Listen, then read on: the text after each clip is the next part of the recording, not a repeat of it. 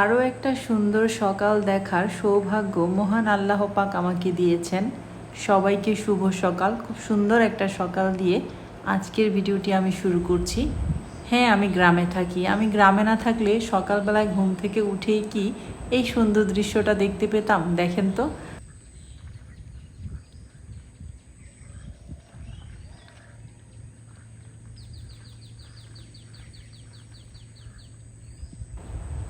মহান আল্লাহ পাকের ইচ্ছাই কিন্তু এত সুন্দর চোখ জুড়ানো একটা দৃশ্য দিয়েই আমার সকালটা শুরু হলো, আমার দিনটা শুরু হলো। আসসালামু আলাইকুম everyone, welcome back to Monira's world. যে যেখান থেকে বসে আমাকে দেখছেন, দেশে এবং দেশের বাহির থেকে, আশা করছি সবাই ভালো আছেন, সুস্থ আছেন এবং নিরাপদে আছেন। আমি কিন্তু সকাল সকালে আমার শখের রান্নাঘরে চলে এলাম। আর কেন এলাম আপনারা তো নিশ্চয়ই বুঝতেই পারছেন। আইমানের টিফিন রেডি করতে এলাম। পেনকেক বানিয়ে নিয়েছি এখানে টিফিনের জন্য।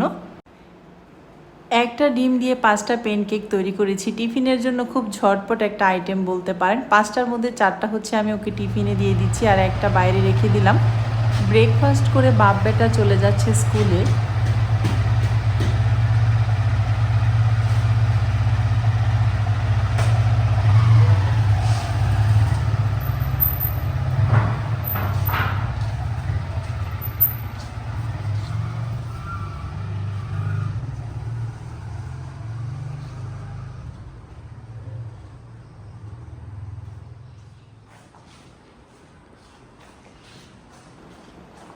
ছেলেকে বিদায় দিয়ে আবারও রান্নাঘরে চলে এলাম।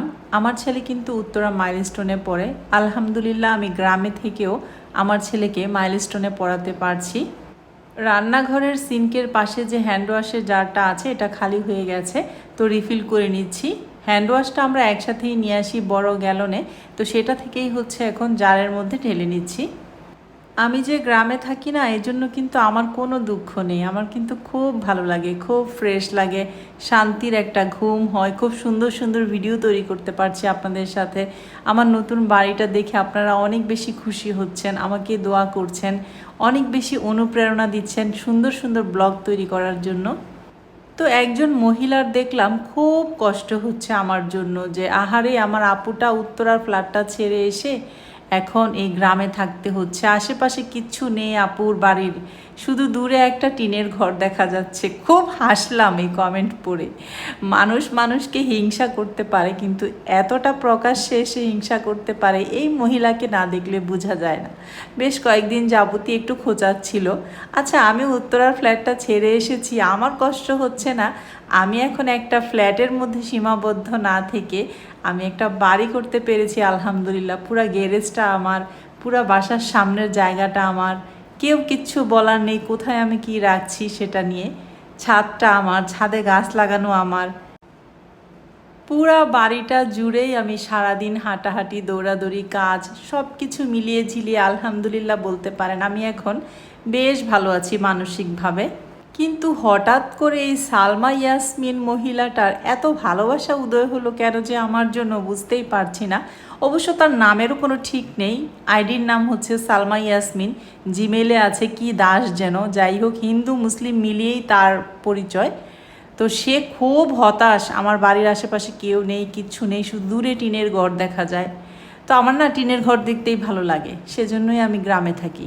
আর যদি আপনার খুব মায়া হয় আমার জন্য, আমাকে একটা ফ্ল্যাট কিনে দেন উত্তরাতে, নাহলে বসুন্ধরাতে। এতই যখন মায়া হচ্ছে আপনার আমার জন্য, আমি তাহলে আপনার গিফটটা নিতে রাজি আছি। প্লিজ আমাকে একটা বসুন্ধরায়, না হয় উত্তরাতে 2600 কিংবা 3000 স্কোয়ার ফিটের ফ্ল্যাট কিনে দিন প্লিজ। মানুষের ভালো দেখে কুটনিদের যে কেন এত জ্বলে, এটাই বুঝি না আসলে। মানুষের সুখ দেখে নিজে সুখী হওয়াটাও কিন্তু একটা ইবাদতের মধ্যে পড়ে। আরেকজনের সুখ দেখে সুখী হতে শিখুন। হিংসা না করে, মানুষকে খোঁচা না মেরে, মানুষকে আঘাত না দিয়ে, মানুষের সফলতা দেখে, মানুষের ভালো দেখে ভালো লাগাতে শিখুন। মহান আল্লাহ পাক আপনার ভালো করবে।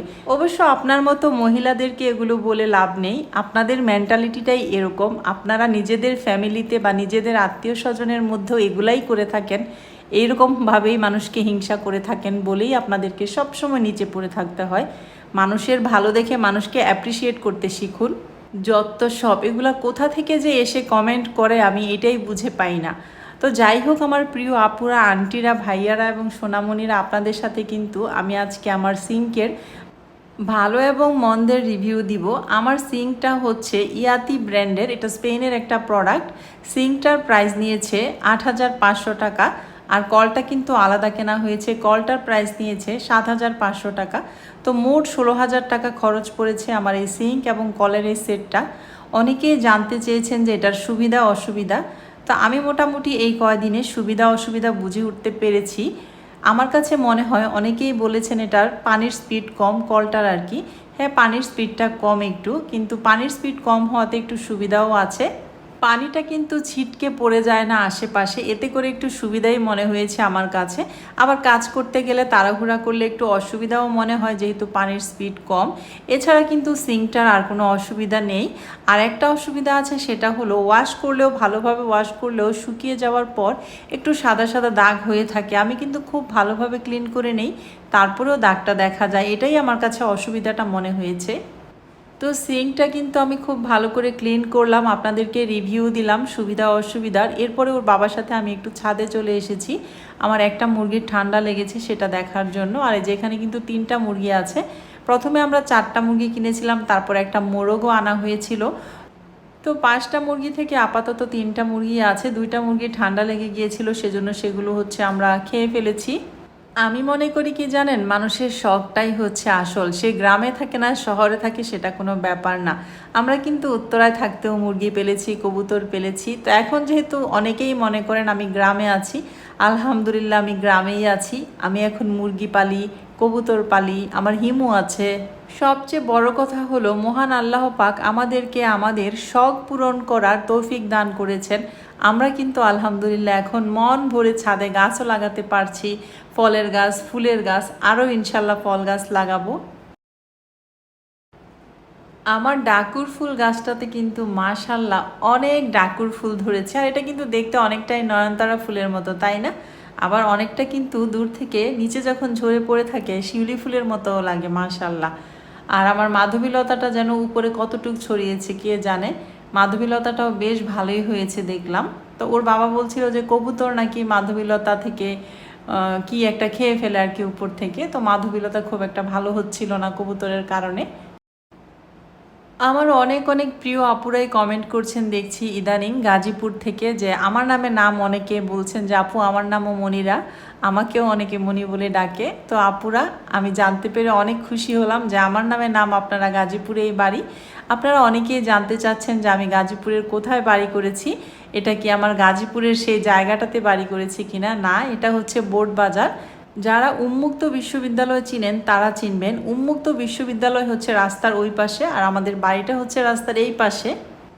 অনেকেই জানতে চান যে আমার বাড়ির আশেপাশে খালি জায়গা আছে কিনা, আর এদিকে কাঠা কত করে। আমি কিনেছি 13.5 লাখ টাকা করে কাঠা। এখন আমার জমির যে পাশের জমিটা আছে, সেই জমিটা কিন্তু 20 লাখ টাকা করে কাঠা দাম চাচ্ছে আর কি। তো প্রতিনিয়তই কিন্তু জায়গার দাম বাড়ছে। জায়গা যত ডেভেলপ হচ্ছে আশেপাশে, ততই কিন্তু জমির দাম বেড়ে যাচ্ছে। আমাদের এই ইট সিমেন্ট দিয়ে বানানো যে ফুলের টবগুলো আপনারা অনেকেই পছন্দ করেছেন আর জানতে চেয়েছেন ড্রেন সিস্টেম করা হয়েছে কিনা। হ্যাঁ, 5টা করে ছিদ্র আছে। সবার নিচে হচ্ছে পাথর দেওয়া হয়েছে, এরপরে জিও ব্যাগ দিয়ে, তারপরে মাটি দিয়ে, তারপরে উপরে গাছ লাগানো হয়েছে। আমরা কিন্তু মনে হয় 4টা না 5টা বানিয়েছি। ভালোই কিন্তু জিনিসটা দেখতেও ভালো হয়েছে। আর গাছগুলোও কিন্তু ছড়ানোর জন্য অনেকটুকু জায়গা এবং মাটি পাবে। আর এই যে দেখেন, আমার কিন্তু আতা ফল গাছে ছোট্ট একটা আতা হয়েছে। ও সরি, অনেকেই বলেছেন এটা শরীফা মেওয়া। হ্যাঁ, আমি হয়তোবা ভুল করছি, শরীফা মেওয়াই হয়তোবা এটার নাম। কিন্তু ছোটোবেলা থেকেই না এই ফলটা আতা ফল বলেই জানি, এজন্য আমি আতা ফলই বলে ফেলি। সকালবেলায় বাবুকে স্কুলে দিলাম, ওর বাবা স্কুলে দিয়ে এসে এখন আমরা দুইজনে মিলে ছাদে অনেকক্ষণ ঘুরলাম, গল্প করলাম, কথা বললাম। মুরগিকে খাবার দিলাম, কবুতরদেরকে খাবার দিলাম। এরপর এখন বাসায় চলে যাব। আমাদের দুইজনের দিন কিন্তু গ্রামে থেকেও আলহামদুলিল্লাহ খুব ভালোই কাটছে। আপনারা যারা আমার শুভাকাঙ্ক্ষী আছেন তারা কিন্তু মন থেকে আমাদের জন্য দোয়া করবেন, ভালোবাসা দিয়ে যাবেন। এরপরে বাসায় এসে হিমুকে খাবার দিলাম, আর হিমুকে নিয়ে কয়েকজনের একটু বাজে মন্তব্যর কথাটাও বলে নিচ্ছি আমি। হিমু কিভাবে আমাদের বাবা হয়, আব্বু হয় কিভাবে, বিড়াল কিভাবে মানুষের আব্বু হয়, এটা তো আসলে আপনি বুঝবেন না, এটা বুঝবো আমি ওকে পালি, আমার মনে হয় ও আমার আব্বুই, বাবা ডাকি, মা ডাকি, কত আদর যে আমরা করি ওকে, আপনি সেটা বুঝবেন না। আমি আমার সন্তানকে আমার ভালোবাসার বহিঃপ্রকাশ কিভাবে করব, এটা নিশ্চয়ই আপনার কাছ থেকে শিখব না। যদি আপনার কাছে ভালো না লাগে, যদি মনে হয় আপনার কাছে খারাপ লাগছে, আপনি ভিডিওটা ইগনোর করবেন। রান্নাবান্না কিন্তু অলরেডি আমি বসিয়ে দিয়েছি, সিম ভাজি করে ফেলেছি, মিষ্টি কুমড়া রান্না করছি মাছ দিয়ে, আর এদিকে হচ্ছে মুরগি রান্না করে নিচ্ছি, ব্রয়লার মুরগি। আমার ছেলে ব্রয়লার মুরগিটাই বেশি পছন্দ করে, দেশি মুরগি খুব একটা খেতে চায় না।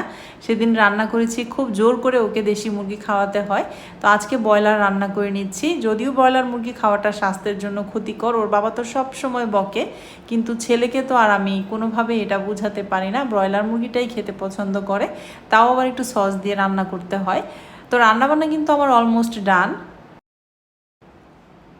এখন বাজে 3:20 মতো। আইমানের বাবা হচ্ছে আইমানকে স্কুল থেকে আনতে গিয়েছে, এই কিছুক্ষণের মধ্যেই চলে আসবে। আমি সব খাবারগুলো এখানে ঢেকে রেখেছি, আসার পরপরই যেন খাবারটা দিয়ে দিতে পারি। আমার লাস্ট ভিডিওটাতে আমি দেখলাম 2-1 জন আপু কমেন্ট করেছেন যে আপু মশা মাছির যে উপদ্রব, মশা মাছির উপদ্রব থেকে বাঁচার জন্য তোমার নেট লাগানো প্রয়োজন ছিল জানালায়। আমাদের কিন্তু সব জানালায় নেট লাগানো, নেট ছাড়া আমার একটা জানালাও নেই। বাথরুমের যে জানালা সেখানেও আমি নেট দিয়েছি, আপনারা হয়তো বুঝতে পারেননি, কালো গ্লাস বা কালো থাই দেখে আমি আপনাদেরকে একটু কাছ থেকে দেখানোর চেষ্টা করছি। অনেকেই চিন্তা করছেন যে মশা মাছি আসতে পারে, যেহেতু নিচতলা, এটা বিড়াল টিড়ালও আসতে পারে বাইরে থেকে হিমুকে অ্যাটাক করার জন্য, সেই ভয় থেকে কিন্তু আমরা থাই এবং নেট লাগিয়ে নিয়েছি শুরু থেকেই। সকালবেলায় যখন আমি রান্নাঘরে আসি তখন আমি সব নেট খুলে দেই, রুমের নেটগুলোও খুলে দেই। তারপর যখন 3টা কি 4টা বাজে তখন আমি আবার সব নেট লাগিয়ে দেই। কিচেনটা আজকে মোটামুটি ডিপ ক্লিনও করেছি অফ ক্যামেরায়, সেটা আর আপনাদের সাথে শেয়ার করিনি, শেয়ার করতে গেলে ভিডিওটা অনেক বেশি লং হয়ে যেত।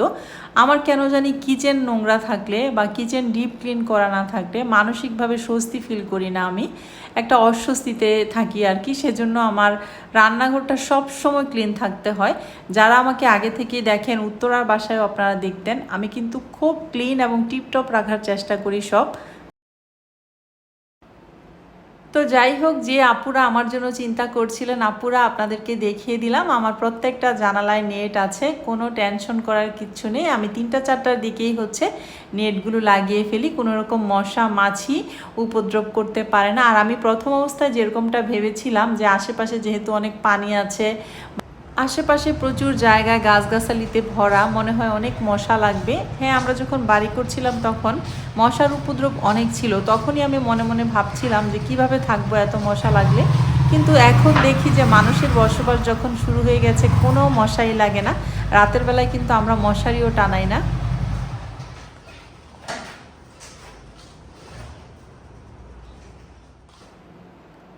আইমানের স্কুল ছুটি হয় 3টায়, 3টা 30-এর মধ্যেই ও বাসায় চলে আসে আলহামদুলিল্লাহ। এই তো এখানে খাবার দিয়ে দিলাম, ওর বাবা খাবার খেয়ে নিচ্ছে প্রথমে, আর আইমান হচ্ছে ফ্রেশ হয়ে নিচ্ছে। আমার বোনের ছেলেটাও আছে, সেও খায়নি, আইমানের জন্য বসে আছে। তো এই তো ওর বাবার খাওয়া শেষ হওয়ার পর লামিন আর আইমান মিলে এখন ভাত খেয়ে নিচ্ছে। বিজনেসের একটু কাজ তো করতেই হবে, যেহেতু বিজনেস করছি, সারাদিনের কিছুটা সময় আমার বিজনেসের জন্য রাখতে হয়। তো পার্সেল রেডি করার জন্য শোরুমে এলাম, আর অনেকেই আমার এই কোট সেটগুলো চাচ্ছেন, ইনবক্স করছেন। সবাই এত এত পছন্দ করে আমার এই কোর্স সেটগুলো নিচ্ছেন, আসলে আমি অনেক বেশি খুশি এই ব্যাপারটাতে। 100 কি 150-র উপরে নিয়ে এসেছিলাম, মানে 150 পিসের মতো নিয়ে এসেছিলাম। আলহামদুলিল্লাহ আপনারা সবাই খুব পছন্দ করে নিয়েছেন, আবারও চাচ্ছেন। অনেককেই আমি দিতে পারিনি, রিস্টক করতে পারিনি অনেকগুলো ডিজাইনের মধ্যে। আর আপাতত যারা চাচ্ছেন তাদেরকে বলছি সব শেষ ডাবল এক্সেল। তো আমি 2টা সাইজে নিয়ে আসি, ডাবল এক্সেল আর এক্সেল। তো যারা ডাবল এক্সেল চাচ্ছেন তাদেরকে সরি, আন্তরিকভাবে দুঃখিত। আর যারা এক্সেল চাচ্ছেন তাদেরকে আমি বলবো এই যে 4টা কালার 4টা ডিজাইনের মধ্যে আর কি এখন অ্যাভেলেবেল আছে। আমি ইনশাল্লাহ কিছুদিনের মধ্যে আবার কোর্স নিয়ে আসবো। আর হ্যাঁ, আপনাদেরকে একটা কথা বলি, এই কোর্স সেটটা 1 মাস আগে এক আপু নিপা খানম নামে বরিশালের উজিরপুর থেকে অর্ডার করেছিলেন। উনি হচ্ছে ডেলিভারি ম্যানকে 10 দিনের মতো ঘুরিয়েছে, কালকে নিব পরশু নিব এরকম করে। এরপরে আর ফোন উনি ধরেনি, ফোনটা বন্ধ করে দিয়েছে, আমার ফোনও রিসিভ করেনি।